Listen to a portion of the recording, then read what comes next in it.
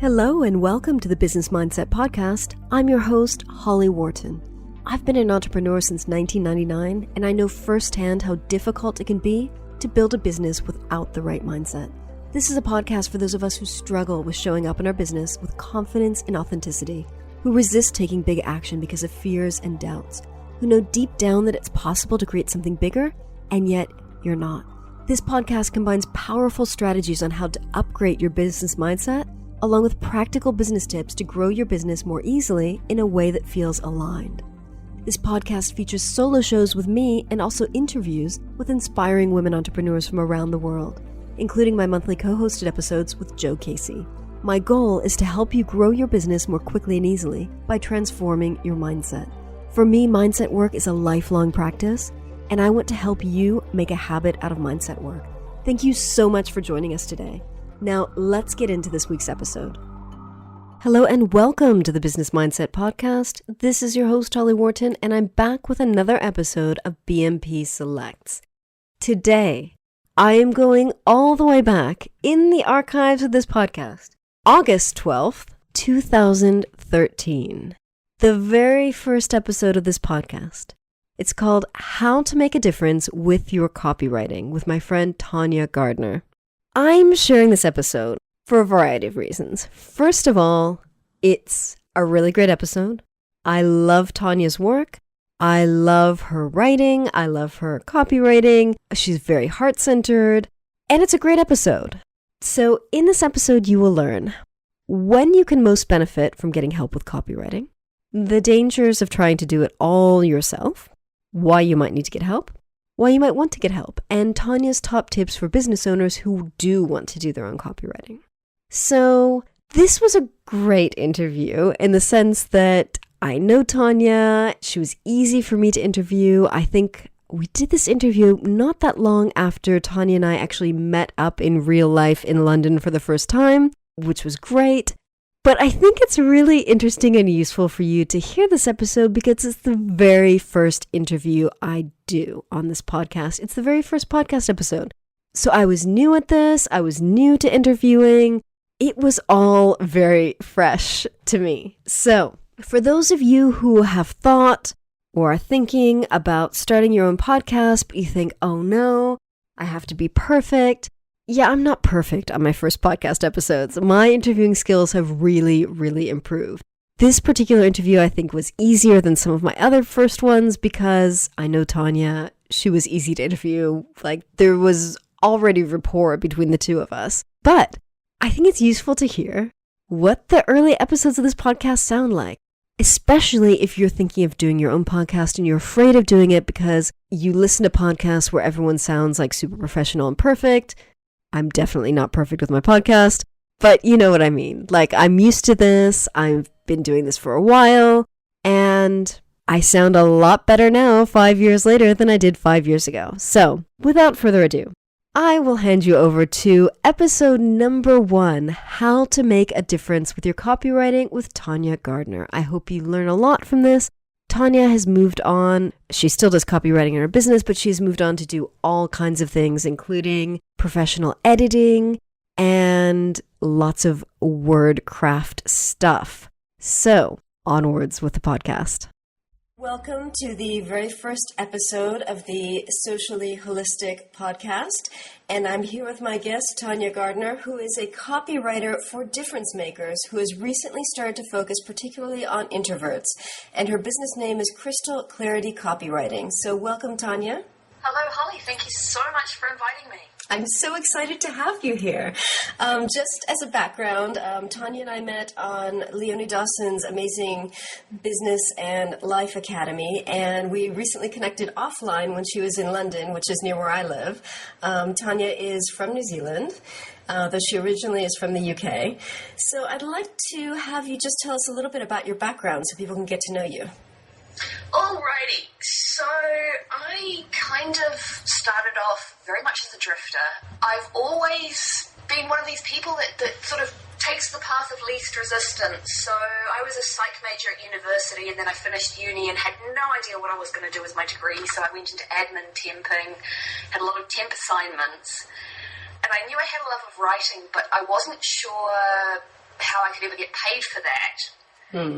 So I just did office work, and I started finding myself asking people if I could help them out with the writing stuff, the business letters and the sales proposals and stuff like that. And every now and then somebody would have something that they really hated doing that they passed my way.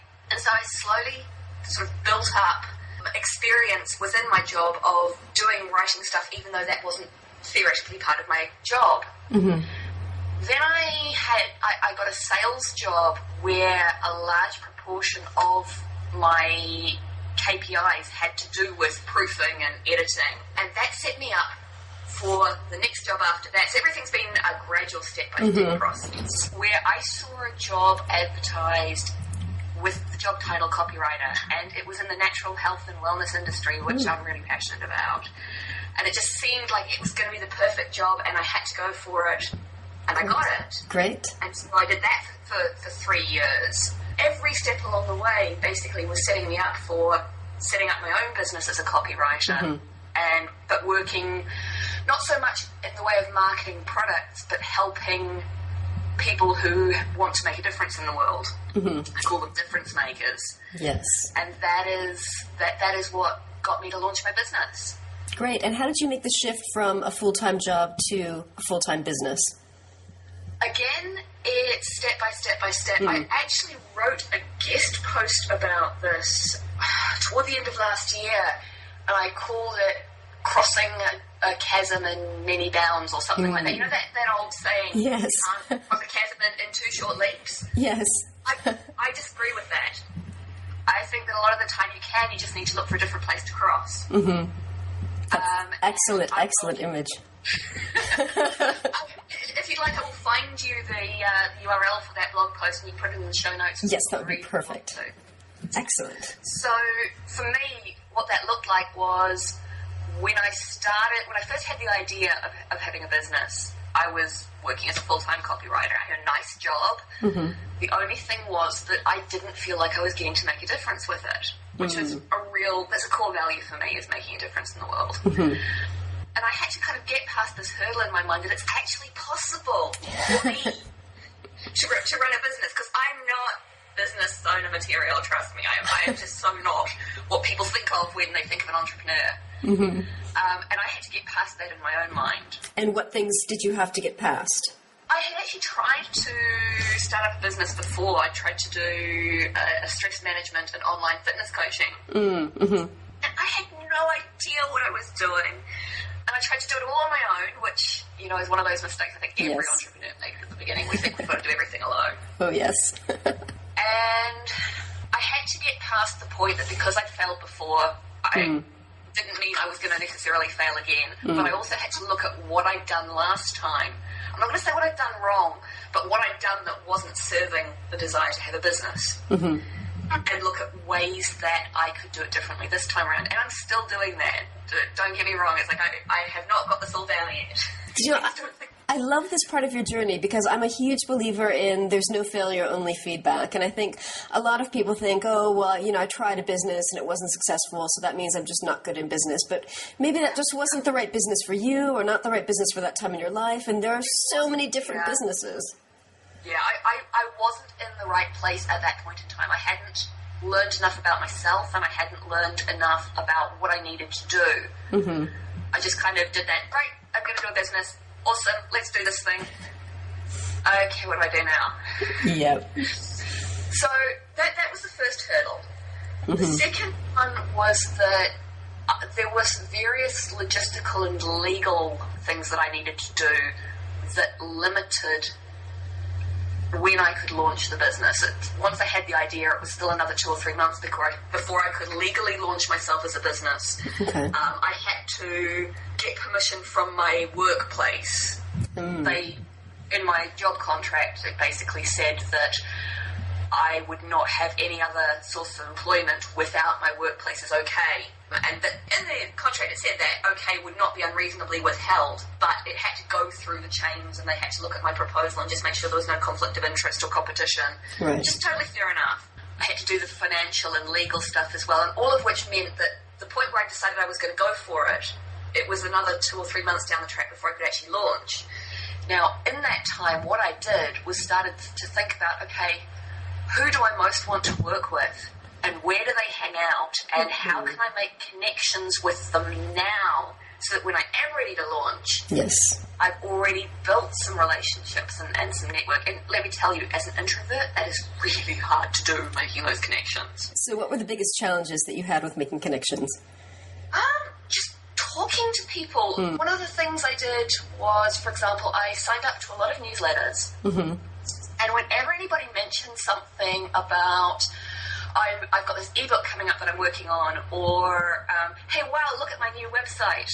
What I'd do is I'd say, hey, I'm a copywriter and I'm trying to, I'm totally new, totally green, don't want to give you the wrong idea here, but I'm trying to get some experience under my belt and get some nice testimonials. So what I'd like to do is there anything I can help you with, especially with the ebook? I say, have you got anyone to edit that for you? Can I help you in exchange for an honest testimonial? Excellent. So that I wasn't charging any money, so there was no problem with the logistical or legal side of things, but I was starting to very gradually get my name out there, make connections, some of which I still have today, and get that important social proof up on my website so that when I was ready to launch, I at least had a little bit on there that said, hey, I am worth paying for, honestly.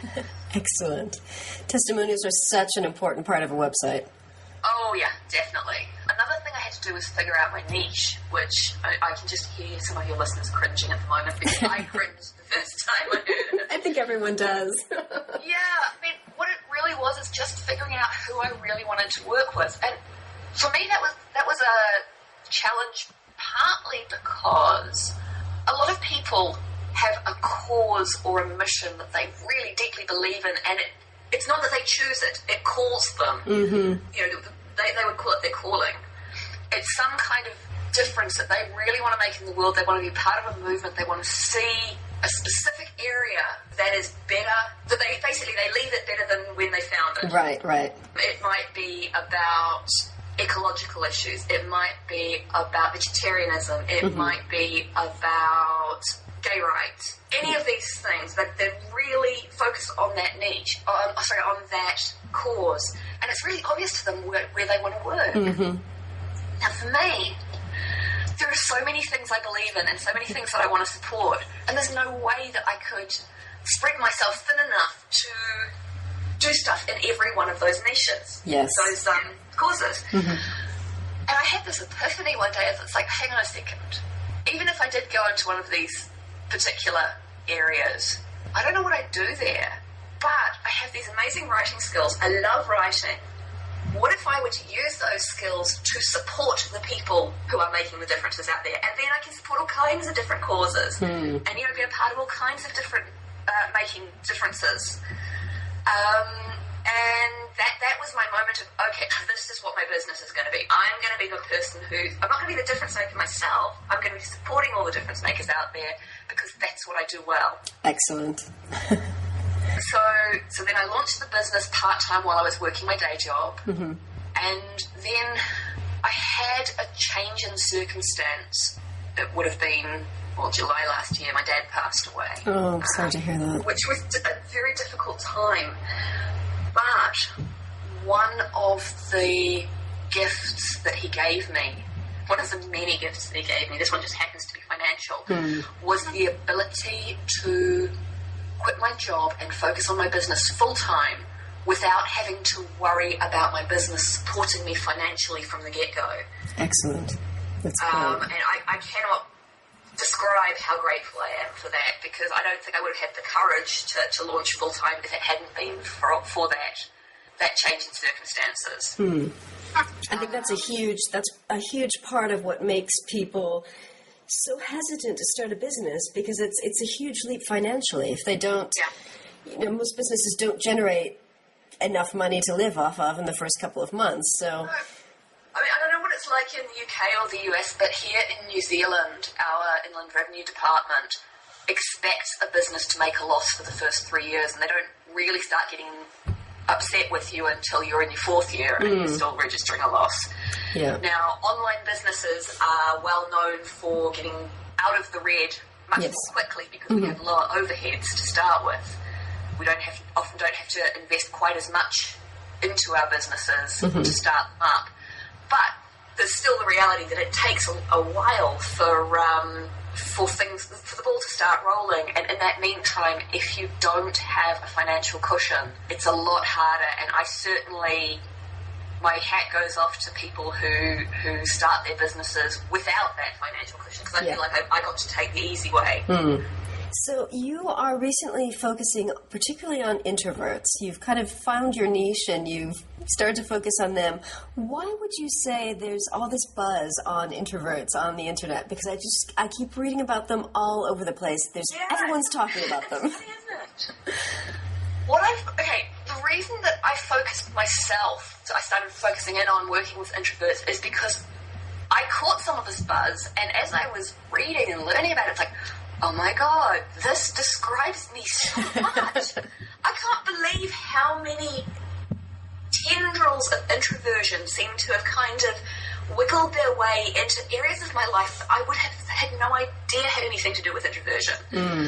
So that's why I focused on it. But I think from a sort of a more environmental point of view, I think Susan Cain's Quiet: The Power of Introverts, which incidentally is on my library hold list, but I still haven't read it. Oh, wow. I've so many people who've talked about it, and I can't wait to get to it. I think her book was just a world changer. Suddenly, everyone was realizing that introvert doesn't mean antisocial. It doesn't even mean shy, although a lot of people think that it does. There are plenty of confident introverts, and I consider myself a confident introvert. And there are actually shy extroverts as well. But I think people started reading it and realizing that the extroverted business model, or in fact, just the extroverted model of interaction, where the more you're social, the better, the more friends you have, the better, the more time you spend with other people, the better. That works really well for extroverts, and there's nothing wrong with it if you are the sort of person who thrives on social interaction. But somewhere between 25 and 57% of us, depending on who you ask, are introverted. And for us, that model is so draining because we actually have to spend energy to interact with other people, even if we love them deeply, even if we enjoy our time with them. Interacting with them actually uses up our energy reserves, and we have to recharge by being alone. And I think there are so many people who, for all of their life, have been told that they're antisocial, or that they just need more confidence, or that they need to get more friends, and they felt like there's something wrong with them. And then they've read this book, and it's like, oh my God, it's not just me. I'm not broken. I don't need to be fixed. I'm just an introvert, and that's fine. For me, that was a really seminal moment. And I've realized as well that there are a lot of strengths associated with being an introvert that are really useful in building a business and building business relationships and then maintaining those relationships. But we don't get told about them because we keep getting these messages that the only way to promote our businesses is to hustle, hustle, hustle and go out and do the extrovert thing. So what are the strengths that you... Sorry. What are the strengths that you see that introverts have? Sorry, what are the strengths that you see that introverts have that can help with business? Sure. Okay. So first of all, where extroverts tend to have a lot of relationships, but have them reasonably shallow. We tend to go deep and narrow. So in general, we are good at building a few relationships, but building them deeply. We're often good at listening. Okay. We are really good at working on our own. A lot of us excel at researching. Actually, when I did my Introvert's Guide to Promoting Yourself online course in February of this year, I was talking about introvert strengths in it, and one of the participants said, what about intuition? And that's something that I'd never seen in any of the books that I've read, all the research I'd done on introversion. But it makes sense because when you're an introvert, you tend to be really comfortable in your own head. You're really comfortable keeping yourself company, and you're used to being alone with your thoughts and alone with your feelings. And so you're actually often more in touch with your intuition than an extrovert might be. Very interesting point. Yeah, I thought it was fascinating. So that went straight into the next version of the course. Excellent. So what would you say is a typical workday like for you? Alrighty, so my work days vary. Now, although my brain is very process oriented, I'm not very good with routine. Okay. So I'm really good at planning out an entire week for myself down to the hour and then not following it in any way, shape or form. So what I tend to do is I get up fairly early. I do a lot of training in my business. I figure that I'm a service provider, and as such, the best thing that I can invest in my business is me and my own skills. So, especially at the moment, I am getting up crazy early because I have a couple of training calls each week that hit at 5 a.m. my time, which means I'm up at 4. Wow. The major thing with my day is that I get to spend it on my own. Excellent. It's the introvert in me. Yes. I've got all of my online community and my friends are there if I want to drop in and see them. But I can control the level of interaction with them so that if I don't have the energy, I just don't check in with my online communities. And some of my week is spent doing client work, some of it's spent doing a little bit of product development, depending on what I have in the works at the time. And some of it's spent doing writing and blogging and writing emails and such like. So basically it's very flexible, very fluid. I try to get out of the house at least every couple of days just because I'm not sure that it's good for me to sort of spend an entire week in the house on my own, and I try and get some exercise into my day when I can. But yeah, it's just very, very fluid. Excellent. That sounds like a beautiful work week. It feels good for me. Well, what about outsourcing? Are there any parts of your business that you outsource? Absolutely. Now, I have to say, it took me a while to do this. I think that happens to everyone. Yeah, it's not just about being able to afford it. It's having the mindset that if I'm going to make this work, I need help, which is a scary thing for an introvert to get to. It's also, there's a level of kind of feeling as though you're faking it. You have this sort of thought process of, I'm not at the stage yet where I really need someone. I can't justify it, and I'm just kind of playing dress up if I get somebody else involved. But I have to say that the outsourcing I've done has just been the best thing ever for my business. So what I do you want to know who I outsource to, or just the things that I outsource? Just the things, and if you want to recommend anyone, we can include them in the show notes. Cool, okay. So everything, all my tech that's related to my website, I basically have a total care package with someone called Kate Newbill from Two Fish Web. Okay. And she just looks after everything for me, all my security, my backups, anytime I have an issue with any of my website tech, if something's running slow or not appearing as it should do on the screen, I get on to Kate and she is on it like a shot usually. She's awesome. Perfect. So I don't have to think about that. That's so, peace of mind with your website is so important. Yeah. Oh, yeah. Oh, and she does the hosting as well, so I don't have to worry about that. Good. Okay, so in addition to that, I have, since I think it was January or February, I started working with a VA. And that was one of the real ones that, for me, felt like I'm just playing dress up in mummy's clothes. Because I'm not at the point where I need a VA, am I? I love that image. The reason I actually started working with Tina, my VA, was that I knew back in February that I was going to be taking a 5-6 week vacation in May to June of this year, and I wanted somebody to sort of keep the home fires burning and keep an eye on my email and make sure that nobody was having massive crises that I needed to get involved in without me having to check in every day while I was on holiday. As we worked together, I sort of found more things that I could delegate to her. And again, like everything else we've talked about so far, it's been very fluid. We didn't go into it with I will get you to do this, this, this, and this, and that's all it's ever going to be. Yeah. It flowed into something else. Yeah, we sort of said, okay, let's try this. How does it work when I delegate this? And how does it work when I delegate that? And some things have been perfect, and I still get Tina to do them now. And other things, it's like, you know what, I'm not actually saving myself any time with this thing, and I quite enjoy doing it, so I might grab that back. Yeah, that makes sense. So that's my admin.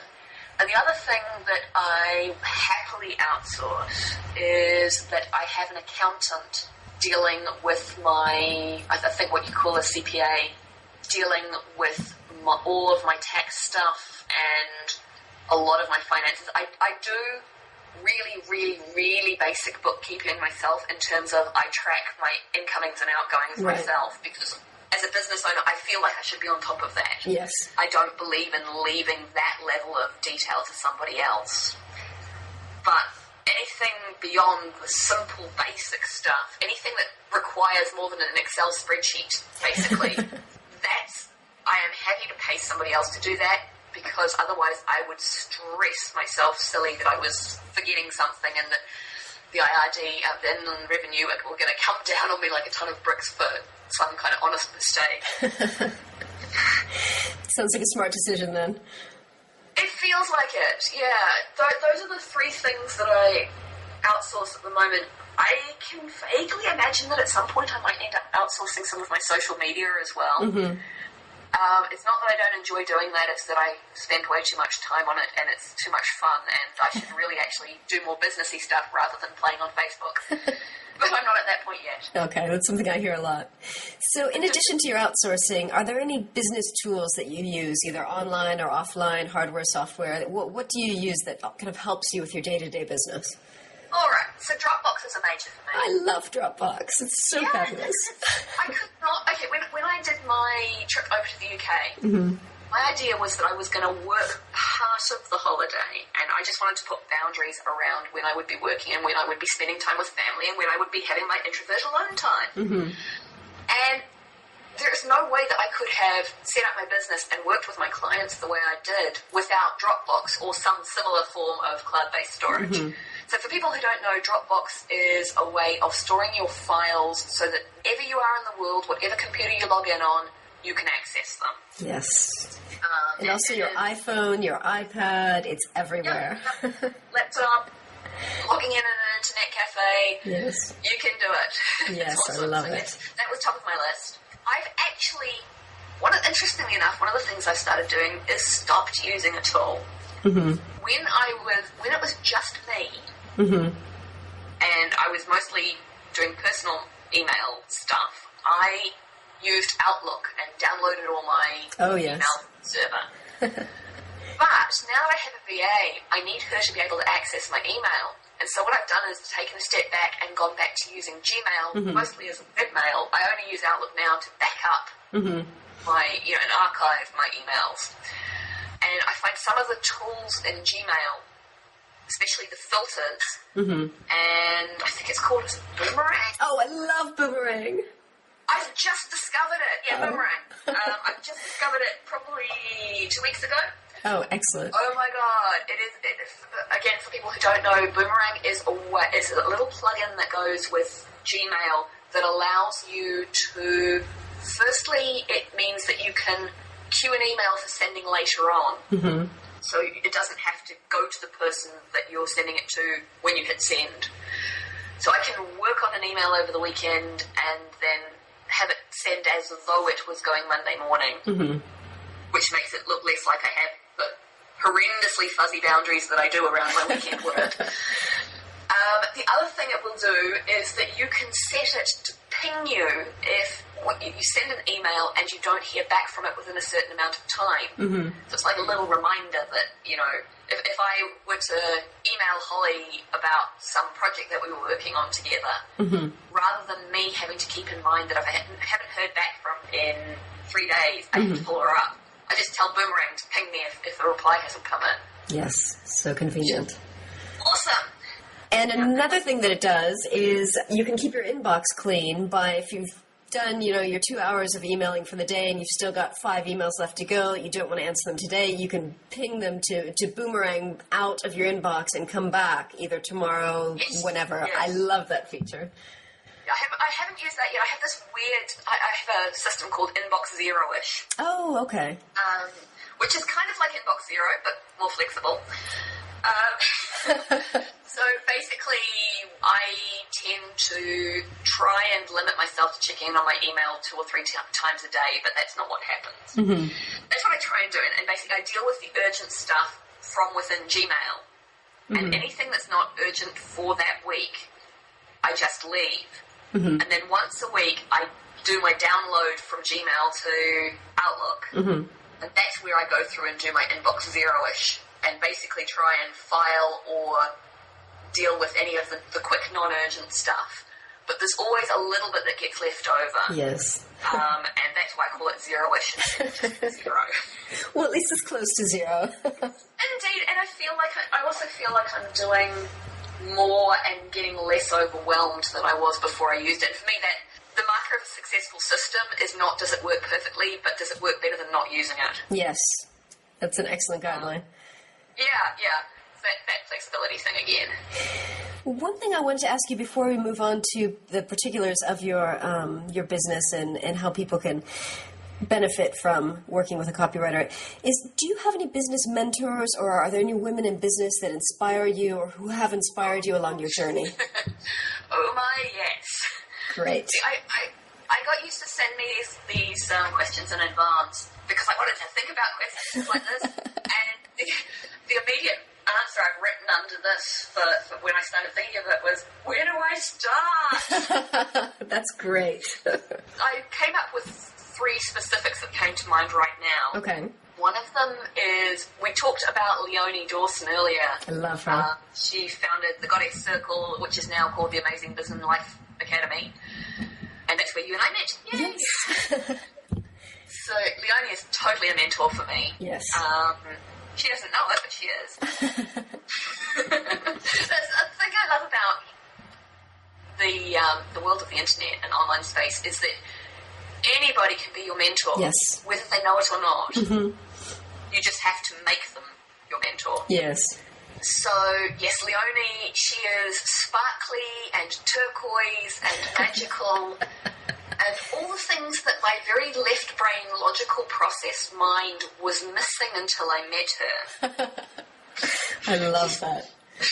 In and of herself, she's not enough because my mind is not totally hippie and sparkly and unicorns and fairy dust. But there was a hole in my awareness, and Leonie totally fills it. Great.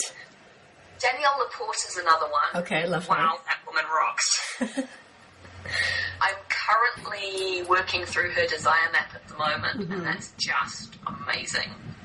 I've heard so many great things about that, and I've paid for it, I've got the access, and I haven't had the time to focus on it yet, so I'm really, really looking forward to that. Yeah, it took me probably 3 or 4 weeks after I got the download to start working through it, and I'm still working through it at the moment. It's not it's the sort of thing that you want to take at your own pace, whether that's to go through the whole thing in an intensive weekend or just dip into it every now and then, which is what I'm doing. But yes, I think that's fantastic. And then there are people I know more personally, more closely. Some of the people in my business community I think of as mentors. Rhiannon Llewellyn, who runs the Love and Money Revolution community. She's just awesome sauce. She really is. She's also the person who gave me a really lovely snippet of feedback on my very first introvert program. She was such a sweetie. Oh, excellent. She's endeared herself in my heart to me forevermore. Kate, who does all my tech stuff. Okay. She's actually a really amazing person, and again, she doesn't know it, but I think of her as a mentor. So there's so many people who inspire me and who either with what they teach or just who they are, they give me the sense that I can do this. It's big and it's scary, but oh my God, I'm going to do this. So yeah. And that is a huge understanding when you come to the point where you realize, I've got this huge business idea, it's so inspiring, I'm so excited about it, I can do this. Yeah, it's that thing of what I create may be nothing like the vision that I had when I started. Mm-hmm. And that's okay because it's still going to be perfect. I love that. Perfect. So focusing back a little bit onto what you do, when can introverts most benefit from copywriting and promotional help? Alrighty, so we talked about a few of the strengths that introverts tend to have above sort of their standard I get dream dealing with people, which is what they often think of initially. Right. We talked about the fact that they tend to be good at writing. I mean, I'm not the only one. A lot of introverts have writing as a skill. Mm-hmm. But we tend to be in our own heads a lot, and that can make it really difficult to write copy or promote ourselves from our client's perspective. It's really easy to talk about what we do, especially if we're passionate about it. Mm-hmm. We can talk about what we do in terms of the processes that we use and the specific features that are involved in any one of our offerings, because we know so much about it and we want to share that knowledge. Right. But we tend to forget that a lot of the time the people that we're talking to don't really care about the process. Right. They want the result. They want to know what difference it's going to make in their lives, how it's going to change whatever problem that they're experiencing. This beautiful example in one of the telesummits, a metaphor that somebody talks about. Imagine that there are these two islands, Pleasure Island and Pain Island. Mm-hmm. And people are sitting on Pain Island, and they know they're miserable, but they don't know what the other options are. Mm-hmm. And you have this boat that will ferry them from Pain Island to Pleasure Island. Mm-hmm. But you have to convince them to get on the boat. Now, a lot of people will sit there and talk about how wonderful their boat is, and how many gadgets it has, and how comfortable it's going to make the journey. But they forget that people actually need a reason to leave Pain Island and go to Pleasure Island in the first place, and they need to talk about Pleasure Island and how wonderful it is. Mm-hmm. And they need to help tell people where they're going with the boat, because if they're going from Pain Island to even bigger Pain Island, who wants to get on that boat? Or if they've, got on other boats before that have sunk. Yeah, that's the problem. They're not likely to trust your boat. And I wish I could remember whose metaphor this is, because I promise you it is not mine. It might be Anastasia Nitri's. I'm not sure. But anyway, so we as introverts, we know our boats. We know exactly what they'll do and what they won't do. And we want to tell people about our boats in loving detail, because often we're the ones that built the boat. Right. But just getting out of that mindset and into I need to really get into the brain of the person that I'm writing for. And I need to figure out what's important for them. That's not traditionally something that introverts have learned to do.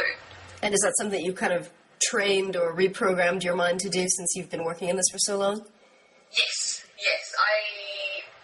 With a lot of the training that I've done, because this is a constant refrain from a lot of different copywriting and marketing experts that I have a lot of respect for, mm-hmm. I started to realize where I'm doing it myself. Mm-hmm. It's actually harder to see it in yourself than it is in anyone else. I can look at someone else's copy and say, okay, people, this is really good information, it's really interesting for you, but people aren't going to care. They're going to skip ahead to this bit, so this is what we need to focus on. I can do that for other people's stuff, but I need somebody else's input for my own, which I think is true of a lot of copywriters. Yes, that makes sense. So what are the dangers of someone trying to do it all alone? I mean, I know outsourcing, as we've already said, is a really, really difficult thing for people in business. Yeah, I think part of it's what I just mentioned above, that even if we're really good copywriters, it can be really hard to do our own stuff, to evaluate our own stuff. Mm-hmm. Also, I think, especially for introverts, we've learned that it's a bad thing to toot our own horns, and that we're intruding or interrupting other people by emailing them or by putting a message up on Facebook. Uh-huh.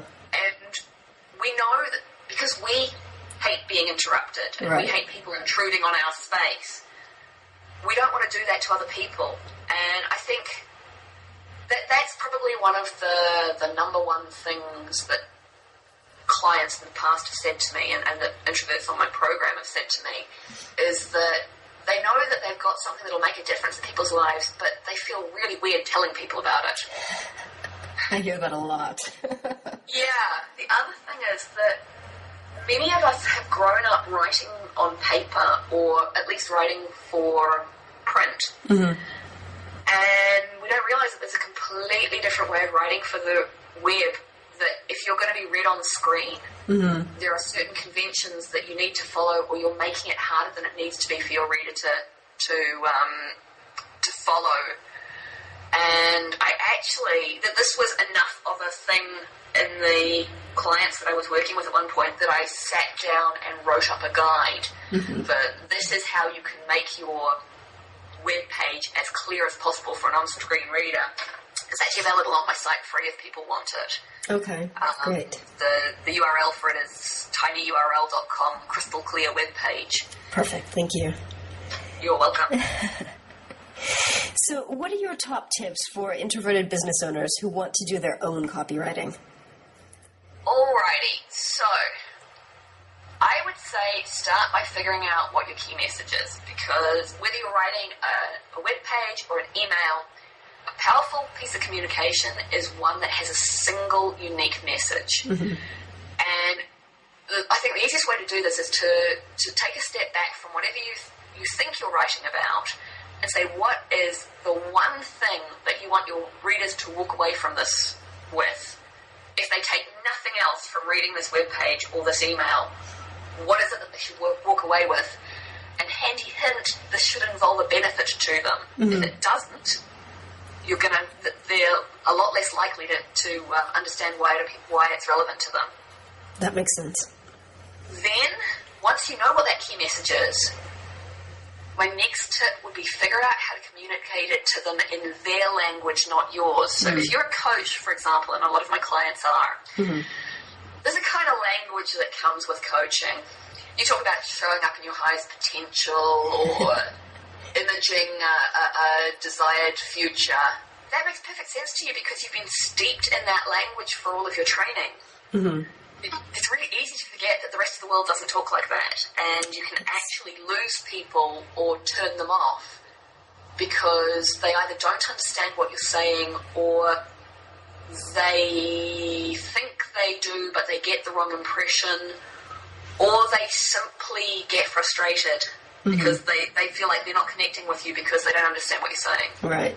So understanding how your clients use language, the phrases that they use to describe the problems they're having and the phrases that they use to describe how it would feel to not have those problems anymore, that's the language you need to use, not the language you learned from your coaching diploma. Yeah, it's a hard one, and you don't always know that you're doing it. Yes. Especially if you have a lot of friends who are coaches or in similar industries, you're constantly surrounded by people who are talking about these things, and you don't realize that the entire rest of the world doesn't speak that language. Exactly, and I'm picking on coaches there, and I apologize to the coaches in your audience because, in fact, any industry has its own jargon. Yes. And there's nothing wrong with that jargon when you are speaking to people who are also in the industry. It became jargon for a reason. Often it's a more precise, nuanced term for something that you'd have to spend, 3 sentences describing rather than spending a single word of jargon on. But the downside is that people outside the industry have no idea what you're talking about. Yes. So that's the second tip. The third tip is when you edit, in brackets, and you are going to edit, you want to look for everything that doesn't support that one message that you came up with in the first place. Mm-hmm. Anything that doesn't support it is going to dilute your message. It's going to distract from what you really want to communicate. So it either needs to be deleted or it needs to be moved to its own page or email. There's a wonderful story. I think is it Michelangelo, Da Vinci? One of the amazing artists who was asked how they sculpted these amazing works of art. Mm-hmm. And they commented that they looked at a block of stone, saw the statue within it, and then chiseled away everything that wasn't the statue. Yes. And that's what you need to be able to do with your copy. I absolutely love that image, and I love that you've applied it to copywriting. Yes, it is exactly what you do with copywriting. My fourth tip goes back to the talking in somebody else's language. Mm-hmm. is that once you've finished it and you think it's beautiful and perfect, get someone else to read through it for you, and someone who's not in your industry, so they don't know the jargon. Mm-hmm. And watch them read it, because they might not tell you that a bit confuses them, especially if they are not used to giving constructive feedback. They may want to tell you what they think you want to hear. Right. It's perfect, it's great. But if you watch their face, you can often see the bits that confuse them and watch them as they go back and reread something 3 times. Mm-hmm. And it's really important that it be someone who's not in your industry, because you want to write for people outside of your industry. Unless, of course, your perfect clients are in your industry. Yeah. If you're a coach for coaches, it's not a problem. Right. But someone who's as close to your target audience as possible is ideal. Mm-hmm. And I'm going to be really cheeky here and say my 5th tip is, when all else fails, go download the free guide. Perfect. That's what free guides are for. Absolutely. Well, Tanja, thank you so much for this. I think this was so juicy and just full of so much really, really useful information. Not just learning about your journey, but also just very, very practical copywriting tips for introverts. Well, it was huge honour, I have to say, to be invited to talk on here, Holly. I don't know whether it shows in the answers I've given you, but this is the first time I've ever done anything like this, so I was really nervous. Oh, fabulous. Oh, well, thank you so much. Thank you. Thank you so much. And before we sign off, I just wanted to ask you, we're going to include this in the show notes, but where can people find you online? Alrighty, so the easiest place to find me is at my website, which is www.crystalclaritycopywriting. And if my Kiwi accent gets in the way of spelling that out, I think probably go to the show notes rather than me trying to spell it out. And is that .com? .com, yes. Okay, good. I'm also on Facebook and Twitter. Mm-hmm. And people can get those links from my website. And if they want to, they can keep an eye on me through my blog, or there's also a fortnightly newsletter that I do where I offer just short and sweet writing tips and, to a certain extent, business building promotional tips, just things that generally that have been relevant for me that week or that month. And so I sort of convert them into a short tip and send that out every 2 weeks. Okay, great. So I love people to sign up for that. It's called Crystal Writing Tips. Okay, perfect. Well, thank you again very, very much. It was such a pleasure to have you, and I'm so excited that I'm launching my new podcast with you as my first guest. So thank you, thank you, thank you. Please drop me a line and let me know what you thought of this week's BMP Selects episode. I hope you found this interesting and useful, whether you are interested in copywriting or found it interesting to hear what my number one or my first episode was like. And this is actually also, I didn't mention this at the start, but one of the most downloaded episodes for this podcast. So hope you found that interesting and useful. Thank you so much for listening. Remember to visit hollywharton.com/SHP1. That's Socially Holistic Podcast, which is the very first name of this podcast, for not only the show notes on this episode, but also the transcripts. And as a reminder, I copy and paste the transcripts into the show notes for each episode, but I also make a PDF available for you to download, and you don't have to opt in to get that PDF. You can just click and download for free.